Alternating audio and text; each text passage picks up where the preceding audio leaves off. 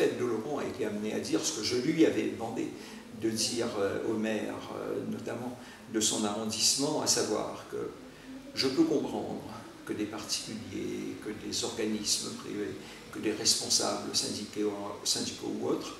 opposés à l'ours, critiquant l'action de l'État, refusent le principe même de la concertation et donc refusent une invitation du préfet.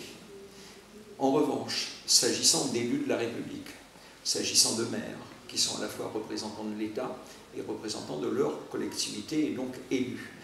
qu'ils puissent refuser ce dialogue alors que nous sommes dans le dialogue sur les projets de territoire, sur les projets d'investissement, et que nous avons besoin mutuellement les uns des autres. Le préfet a besoin des maires, notamment dans tout ce qui concerne la sécurité, et le maire souhaite l'appui du représentant de l'État, à la fois d'ailleurs en termes d'ingénierie administrative, mais aussi de subventionnement de projets, que je pouvais difficilement concevoir que ces élus refusent une invitation du préfet. Et que ce refus, ce comportement pouvait ne pas être sans conséquence sur tout simplement notre relation au quotidien sur les projets de territoire.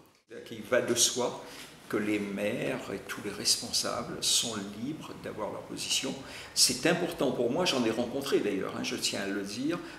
plusieurs maires qui ont tenu, qui m'ont expliqué qu'ils étaient contre l'ours, mais qu'ils respectaient ce principe de dialogue républicain et qui sont venus m'expliquer. Je prends l'exemple des maires du Haut-Ossau, je vais recevoir également et rencontrer ceux du Bas-Ossau, qui sont venus me voir et on a pu discuter, ça a permis de mieux se comprendre et ça m'a permis moi de les écouter également pour mieux comprendre les arguments qui étaient les leurs. Ils sont évidemment libres d'être pour, d'être contre ou d'être neutres, parce qu'effectivement dans ce sujet complexe, il y a des maires qui sont également confrontés à des positionnements parfois divergents de leurs administrés et qui préfèrent garder une attitude de neutralité, mais c'est le refus du dialogue en l'espèce que je conteste.